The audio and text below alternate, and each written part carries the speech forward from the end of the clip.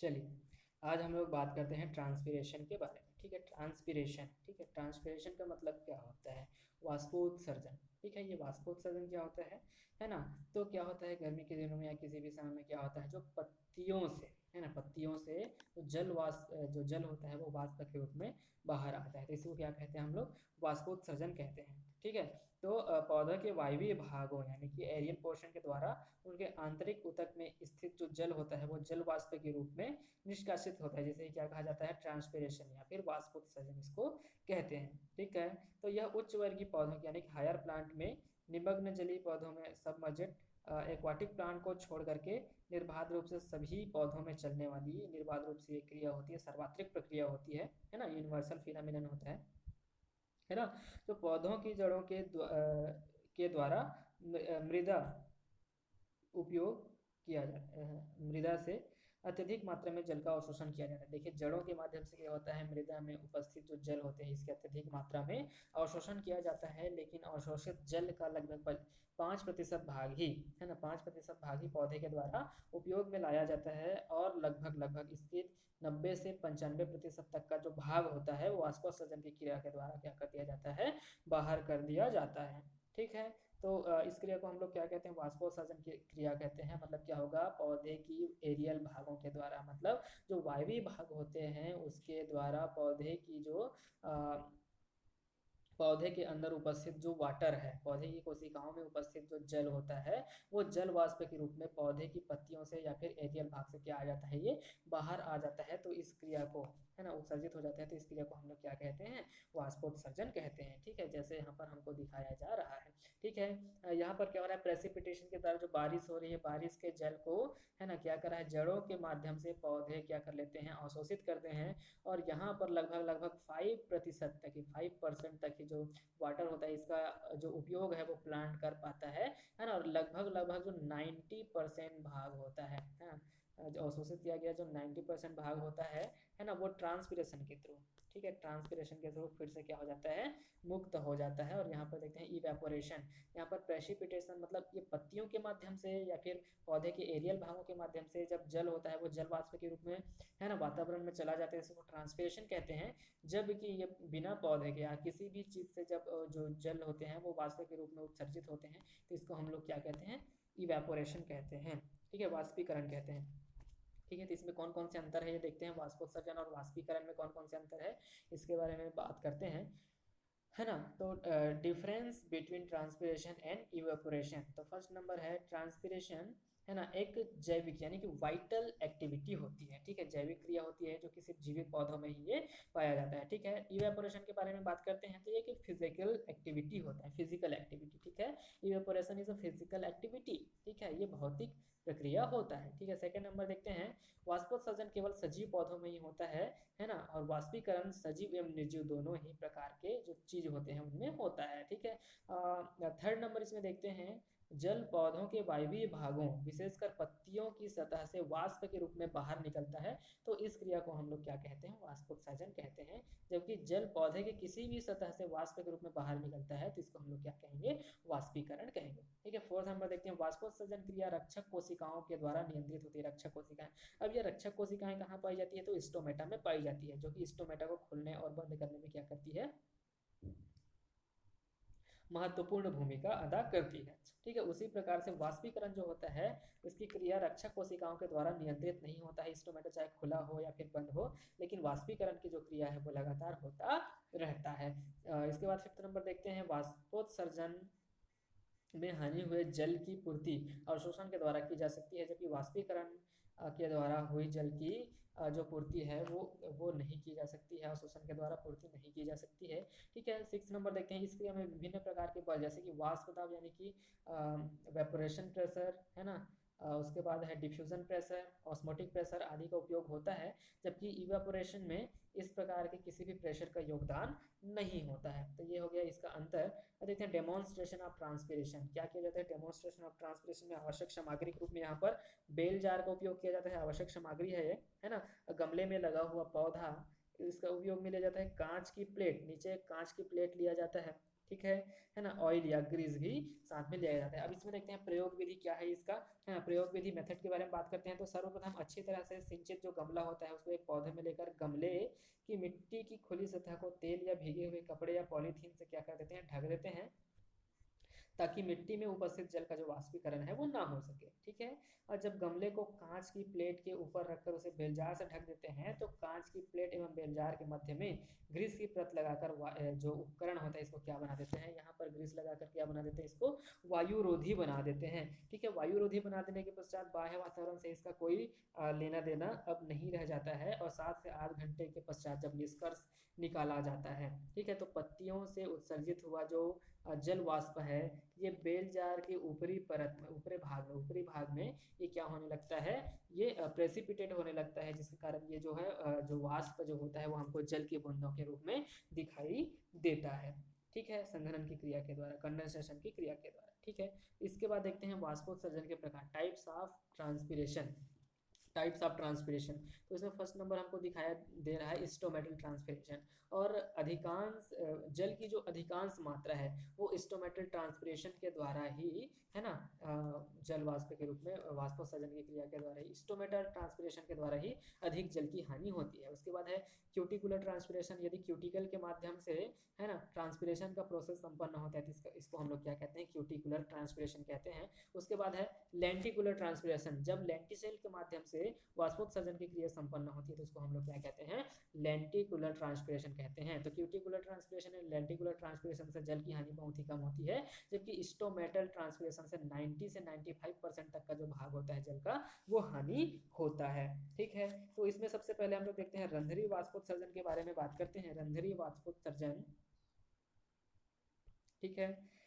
तो इस प्रकार का जो वाष्पोत्सर्जन है पत्तियों एवं कुछ रूपांतरित तनों की उप त्वचा पर उपस्थित विशिष्ट प्रकार के छिद्रों के द्वारा संपन्न होते हैं, जिसको स्टोमेटा कहते हैं, स्टोमेटा के द्वारा, ठीक है, स्टोमेटा के द्वारा संपन्न होता है। ये स्टोमेटा खुलते हैं और बंद होते हैं, तो जैसे ही खुलते हैं तो वाष्पोत्सर्जन की जो क्रिया है वो होने लगती है, बंद होने पर वाष्पोत्सर्जन की क्रिया क्या हो जाती है, बंद हो जाती है। तो इसको क्या कहते हैं, रंध्रीय वाष्पोत्सर्जन या स्टोमेटल वाष्पोत्सर्जन कहते हैं। इसके बाद है उपत्वचीय वाष्पोत्सर्जन, जिसको क्यूटिकुलर ट्रांसपिरेशन कहते हैं, या क्यूटिकल के माध्यम से होता है। इसके बाद है लेंटिशल के माध्यम से होने वाले जो ट्रांसपिरेशन उसको लेंटिकुलर ट्रांसपिरेशन कहते हैं, ठीक है। अब इसके आगे हम लोग देखते हैं, है ना, difference between stomatal and cuticular transpiration.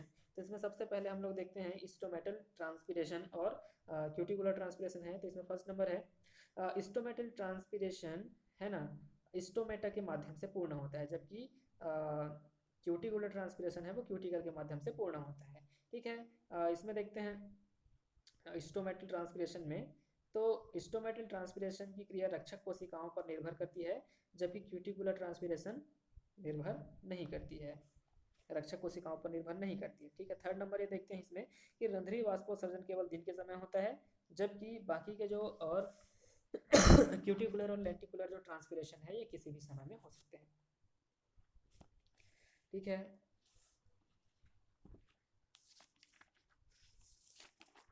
चलिए इसके बाद देखते हैं मैकेनिज्म ऑफ ट्रांसपिरेशन, ठीक है, मैकेनिज्म ऑफ ट्रांसपिरेशन, ठीक है। Or mechanism of stomatal opening and closing, मतलब किस प्रकार से जो स्टोमेटा, देखिए इस प्रकार से जो स्टोमेटा है ना, वो दो रक्षक कोशिकाओं से मिलकर के बना हुआ होता है, ठीक है। बीच का भाग क्या है, स्टोमेटा, स्टोमेटा, ठीक है, ये स्टोमेटा है ना। तो ये क्या है, किडनी के आकार के जो हमको दिखाई दे रहे हैं ये रक्षक कोशिकाएं हैं, तो इन्हीं के स्लथ एवं टर्जिड होने के कारण स्टोमेटा खुलते और बंद होते हैं। तो इसमें फर्स्ट नंबर का सिद्धांत हम लोग देखते हैं ऑस्मोटिक थ्योरी, फर्स्ट नंबर का है क्या, ऑस्मोटिक थ्योरी, परासरण सिद्धांत जिसको कहा जाता है। Osmotic theory or photosynthetic production in guard cell, मतलब गार्ड सेल में फोटोसिंथेटिक जो मटेरियल्स होते हैं जब उसका निर्माण होता है तो इस दशा में क्या होता है इसके बारे में बात करते हैं। तो सामान्यतः रंध्र प्रकाश में खुलते हैं, वह अंधकार में क्या हो जाते हैं, बंद हो जाते हैं। तो वान मोल नामक जो वैज्ञानिक थे 1856 में, इनके अनुसार रक्षक कोशिकाओं में उपस्थित क्लोरोप्लास्ट प्रकाश संश्लेषण की क्रिया के द्वारा परासरणीय रूप से सक्रिय, है ना, सक्रिय सब्सटेंस का फॉर्मेशन करते हैं, है ना, जिसके कारण उनका परासरण दाब यानी कि ऑस्मोटिक प्रेशर एवं विसरण दाब न्यूनता यानी कि डीपीटी डिफ्यूजन प्रेशर डेफिसिट बढ़ जाता है। तो इस बढ़े हुए osmotic pressure and diffusion pressure deficit के कारण है ना रक्षक कोशिकाओं में जल का अंतः परासरण यानी कि इंडो ऑस्मोसिस होता है। इंडो ऑस्मोसिस होने के कारण है ना वो इसकी जो स्फीति दाब है वो बढ़ जाती है, स्फीत दशा में आ जाती है ना। स्फीति दाब टर्गर प्रेशर में वृद्धि के कारण बाह्य भित्ति की ओर खिंचाव उत्पन्न होता है, जिसके कारण जो है ना स्टोमेटा है वो क्या हो जाता है, खुल जाता है, और जिसके कारण है ना जो वाष्पोत्सर्जन की क्रिया है वो संपन्न होती है। ठीक है, इसके पश्चात हम लोग देखते हैं स्टार्च शर्करा परिवर्तन सिद्धांत, है ना, स्टार्च शुगर है ना inter conversion hypothesis, inter conversion hypothesis. तो इसमें देखते हैं इस बात के अंतर्गत विभिन्न वैज्ञानिकों ने अलग अलग व्याख्याएं प्रस्तुत की है, मगर सभी का सार संक्षेप में यही कि रक्षक कोशिकाओं में स्टार्च रहने पर स्टोमेटा बंद रहते हैं और इस शर्करा रहने पर स्टोमेटा क्या होते हैं, खुले हुए होते हैं। ठीक है, तो स्टार्च रहेगा तो स्टोमेटा बंद होगा, और जबकि शर्करा रहेगा गॉड सेल में तो स्टोमेटा खुला हुआ होगा। ठीक है, तो ये हो गया स्टार्च शर्करा परिवर्तन सिद्धांत। अब इसके बाद देखते हैं है ना सक्रिय के प्लस के प्लस आयन ट्रांसपोर्ट थ्योरी, ठीक है, हाइपोथेसिस। तो इसमें देखते हैं इमाम्यूरा 1943, यामाशिता 1952 और फिशर एवं शियाओ ठीक है 1968 ने रक्षक कोशिकाओं में के प्लस आयन की उपस्थिति एवं रंध्रों की गति में सीधा संबंध पाया था। ठीक है, तो फ्यूजनो नामक एक वैज्ञानिक हुए कब 1959 से 1967 के अनुसार। ठीक है, तो रक्षक कोशिकाओं में के प्लस आयनों के प्रवेश करने से रंध्र खुल जाते हैं, जबकि रक्षक कोशिकाओं से के प्लस आयन बाहर आने पर रंध्र क्या हो जाते हैं, बंद हो जाते हैं, ऐसा जो है इन्होंने बताया था। तो ये है सक्रिय के प्लस आयन अभिगमन सिद्धांत हाइपोथेसिस। ठीक है, उसके बाद है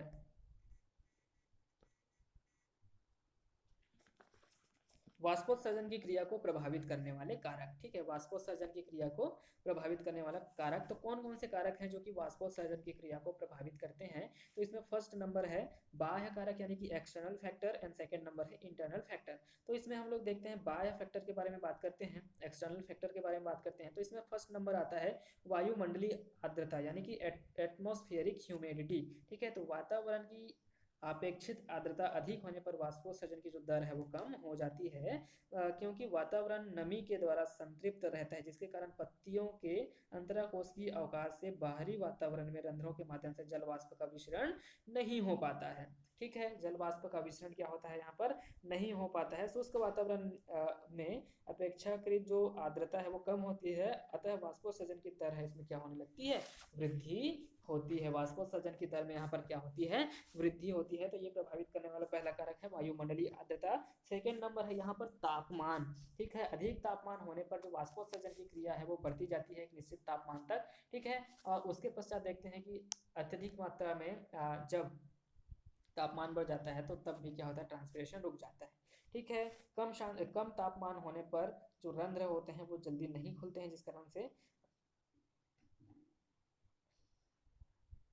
जो ट्रांसपिरेशन है उसके जो दर क्या होता है, कम होता है। ठीक है, वायु के द्वारा जब वायु स्थिर होती है तब वाष्पोत्सर्जन सामान्य गति से होता रहता है, लेकिन जब वायु है ना धीमी गति से बहती है तो वाष्पोत्सर्जन की दर में क्या होने लगती है, वृद्धि होने लगती है, क्योंकि वायु के प्रवाह के साथ साथ पत्ती में उपस्थित जो जल वाष्प है वो भी क्या हो जाते हैं, हट जाते हैं, जिसके कारण से है ना जो जल वाष्प है वो अधिक मात्रा में पत्तियों के द्वारा उत्सर्जित होता है। ठीक है, इसके बाद है वायुमंडलीय दाब। वायुमंडलीय दाब किस प्रकार से वायुमंडलीय दाब किस प्रकार से यहाँ पर प्रभाव डालता है, तो वायुमंडलीय दाब कम होने पर वायु का घनत्व कम हो जाता है, जिसके परिणाम स्वरूप जल वाष्प का निष्कासन तेज गति से होता है, जबकि दाब अधिक होने पर जल वाष्प का निष्कासन दर क्या हो जाता है, कम हो जाता है। ठीक है, इसी प्रकार से है लाइट, है ना, तो प्रकाश सीधे ही वाष्पोत्सर्जन की दर को प्रभावित करता है, क्योंकि सूर्य प्रकाश में प्रकाश संश्लेषण की दर में वृद्धि होती है, परंतु प्रकाश की उपस्थिति में रंध्र बंद हो जाते हैं। ठीक है, प्रकाश की अनुपस्थिति में रंध्र बंद हो जाते हैं तथा वाष्पोत्सर्जन की क्रिया पूर्ण रूपेण बंद हो जाती है। सतत प्रकाश की उपस्थिति में रंध्र खुले रहते हैं तथा वातावरण के तापमान में वृद्धि होने से वाष्पोत्सर्जन की दर में भी क्या होने लगती है, वृद्धि होने लगती है। ठीक उसी प्रकार से छठा नंबर देखते हैं, कार्बन डाइऑक्साइड किस प्रकार से वाष्पोत्सर्जन की दर को प्रभावित करता है। तो यहाँ पर वातावरण में CO2 की सांद्रता में वृद्धि होने पर रंध्र बंद हो जाते हैं अतः वाष्पोत्सर्जन की क्रिया क्या हो जाती है, रुक जाती है। ठीक है, उसी प्रकार से 7वां नंबर देखते हैं, उपलब्ध मृदा जल, मतलब मृदा जल कितना है ये भी डिपेंड करता है कि वाष्पोत्सर्जन का दर कितना होगा। ठीक है, तो यहाँ पर देखते हैं जब मृदा में जल की कमी होती है तब पौधे उसका अवशोषण नहीं कर पाते हैं। ऐसी स्थिति में रंध्रों के बंद होने के कारण वाष्पोत्सर्जन की जो दर है वो कम रहती है। ठीक है, इसके बाद देखते हैं इंटरनल फैक्टर के बारे में। तो आंतरिक जल की स्थिति, आंतरिक जल की स्थिति पौधे में होने वाले वाष्पोत्सर्जन की क्रिया को क्या करता है, प्रभावित करता है। तो इसमें देखते हैं जल वाष्पोत्सर्जन की क्रिया के लिए अति आवश्यक होता है। पौधों में जल की कमी होने से वाष्पोत्सर्जन की दर में कमी आने लगती है। ठीक है, इसके बाद देखते हैं पौधों की संरचनात्मक विशेषताओं के बारे में। ठीक है, तो स्ट्रक्चरल फीचर्स ऑफ प्लांट्स, तो वाष्पोत्सर्जन की दर पौधों की संख्या है, पौधों में स्टोमेटा की संख्या, उसके आकार, स्थिति, वितरण पर निर्भर करती है। गर्त में स्थित रंध्र जो होते हैं, है ना, सेकेंड स्टोमेटा जो होते हैं, वो वाष्पोत्सर्जन की दर को कम करते हैं। मरुद्भिद जो पौधों की पत्तियां आकार में छोटी होती है तथा अथवा वे गिर जाती है तथा इस प्रकार से वे पर्णिल वाष्पोत्सर्जन को कम कर देती है। ठीक है, तो पत्तियों एवं पौधों की बाहरी त्वचा पर क्यूटिकल एवं मोम की उपस्थित उपचर्मीय वाष्पोत्सर्जन की दर को क्या कर देते हैं, ये कम कर देते हैं। इसके बाद देखते हैं वाष्पोत्सर्जन क्रिया का महत्व। ठीक है, तो वाष्पोत्सर्जन क्रिया के कौन कौन से महत्व है इसके बारे में बात करते हैं, है ना। तथाकथित महत्व के बारे में बात करते हैं। फर्स्ट नंबर है इसमें जल के प्रवाह में तथाकथित महत्व। कुछ वैज्ञानिकों के अनुसार, कुछ वैज्ञानिकों ने क्या कहा कि वाष्पोत्सर्जन क्रिया में हुई जल की हानि को संतुलित करने के लिए पौधों के जड़ों के द्वारा जल का अवशोषण किया जाता है, स्थानांतरण में तेजी होती है। लेकिन यह क्रिया उन पौधों के लिए अनावश्यक है जिनमें वाष्पोत्सर्जन नहीं होता है ना। फिर भी जल का स्थानांतरण जारी रहता है तथा पौधों की आशुन्नता यानी कि टर्जिडिटी स्थापित होती है। सेकंड नंबर है इसमें खनिज लवणों के अवशोषण एवं स्थानांतरण में तथाकथित महत्व। इसका क्या क्या है इसके देखते हैं। प्रारंभ में ऐसा विश्वास किया जाता था कि वाष्पोत्सर्जन की क्रिया में वृद्धि होने पर जल के अवशोषण की दर में वृद्धि के कारण खनिज लवणों के अवशोषण में भी क्या होती है, वृद्धि होती है। परंतु आज यह स्पष्ट हो चुका है कि जल एवं खनिज पदार्थों के अवशोषण की क्रियाएं स्वतंत्र रूप से होती है। इस प्रकार खनिज लवणों के अवशोषण में वाष्पोत्सर्जन का कोई भी हाथ नहीं होता है, कोई भी इसका रोल जो है वो नहीं होता है। इसके पश्चात देखते हैं तापमान के नियंत्रण में तथाकथित महत्व। तापमान के नियंत्रण में, है ना, तो पौधों की पत्तियों के द्वारा अत्यधिक मात्रा में सूर्य के प्रकाश के विकिरणों को क्या किया जाता है, अवशोषण किया जाता है और उसे ताप ऊर्जा में परिवर्तित किया जाता है। ताप ऊर्जा कई वैज्ञानिकों का ऐसा मानना है कि वाष्पोत्सर्जन क्रिया पौधों के तापमान में नियंत्रण के लिए महत्वपूर्ण भूमिका निभाता है। ठीक है, वाष्पोत्सर्जन की क्रिया के माध्यम से पौधों के वायवीय भागों में तीव्र गति से जल का वाष्पीकरण इवेपोरेशन के कारण पौधों के तापमान में कमी आती है तथा पौधा क्या रहता है, सुरक्षित रहता है। ठीक है, इसके बाद देखते हैं बी नंबर, वाष्पोत्सर्जन एक आवश्यक दुर्गुण के रूप में। वाष्पोत्सर्जन एक आवश्यक दुर्गुण है, ये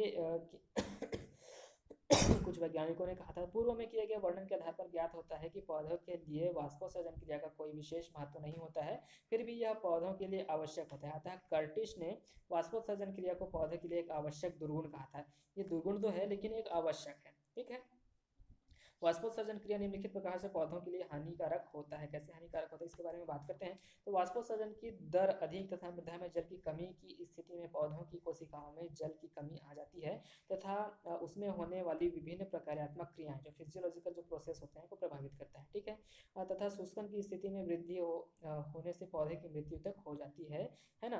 अतः पौधे वाष्पोत्सर्जन की दर को कम करने के लिए विभिन्न प्रकार के अनुकूलन करते हैं। ठीक है, जैसे पत्तियों को गिरा देना, पत्तियों का कांटों के रूप में रूपांतरित हो जाना, ठीक है, आदि आदि। ठीक है, इस प्रकार से जो पौधे हैं वो जो लक्षण है वो क्या करते हैं, प्रदर्शित करते हैं। ठीक है, अगले का कल करते हैं बिंदु श्रावण।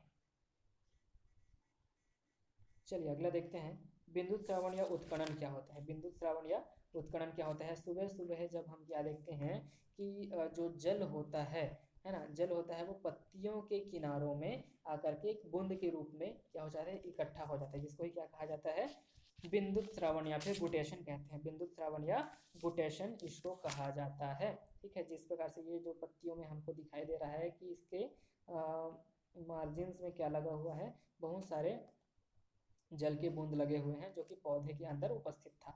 ठीक है, इसको हम लोग क्या कहते हैं, बिंदु श्रावण या उत्क्रमण, बिंदु श्रावण या गुटेशन, ठीक है, गुटेशन कहते हैं। ठीक है, ये जो गुटेशन की क्रिया है वो हाइडेड थोड़ के माध्यम से पूर्ण होती है ना, क्योंकि पत्तियों के अग्रभाग में क्या होता है, एक हाइडेड थोड़ नामक एक छिद्र उपस्थित होता है, और इसी हाइडेड थोड़ के माध्यम से जल होता है, वो जल के अवस्था में ही, तरल अवस्था में ही पत्तियों से क्या होने लगता है, बाहर होने लगता है, तो इस क्रिया को क्या कहते हैं, गुटेशन कहते हैं। ठीक है, अब देख लेते हैं हम लोग बिंदुत श्रवण एवं वाष्पोत्सर्जन में अंतर, बिंदुत श्रवण और वाष्पोत्सर्जन में क्या क्या अंतर है ना। ठीक है, तो गुटेशन की क्रिया में बूंदों के रूप में निष्कासित होता है ना, बूंद काफी समय तक स्पष्ट रूप से दिखाई देता है ना, जबकि वाष्पोत्सर्जन में जो जल होता है वो वाष्प के रूप में बाहर निकलता है, जो कि कुछ समय तक ही हमको दिखाई देता है। ठीक है, उसके बाद क्या देखते हैं, गुटेशन की क्रिया जो है वो अधिकतर किस में होती है, रात्रि के समय होती है, जबकि वाष्पोत्सर्जन की क्रिया अधिकतर जो है वो किसके समय होती है, दिन के समय होता है। ठीक है, थर्ड नंबर देखते हैं, छिद्र का नियंत्रण रक्षक तथा द्वार कोशिकाओं द्वारा नहीं होता है, रक्षक कोशिकाएं नहीं पाई जाती है। ठीक है, जबकि वाष्पोत्सर्जन की क्रिया में देखते हैं कि ये गार्ड सेल के द्वारा पूर्ण रूप से क्या होते हैं, नियंत्रित होते हैं। फोर्थ नंबर देखते हैं, मूल दाब रात्रि में अधिक हो जाने के कारण यह क्रिया होती है, मूल दाब जो होता है वो रात्रि में जब अत्यधिक मात्रा में बढ़ जाता है तो गुटेशन की जो क्रिया है वो संपन्न होता है। ठीक उसी प्रकार से वाष्पोत्सर्जन जो है इसका मूल दाब में कोई संबंध नहीं होता है, इस कारण से ये दिन के समय होता है। ठीक है, इसके पश्चात हम लोग देखते हैं कि जो गुटेशन की क्रिया है वो जल रंध्रों, जिसको हाइडेथोड कहा जाता है, के द्वारा होती है ना, जबकि वाष्पोत्सर्जन स्टोमेटा के द्वारा होती है। ठीक है, आगे कल पढ़ते हैं।